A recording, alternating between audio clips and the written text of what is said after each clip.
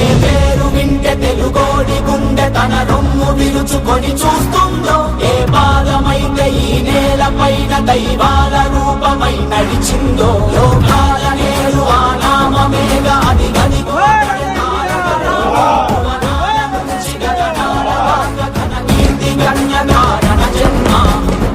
ఎంత పుణ్యం చేసుకుందో వెండి తెర నిన్ను కనగా, ఎంత కీర్తి పొందెనేమో పాత్రలే నీ కలతో.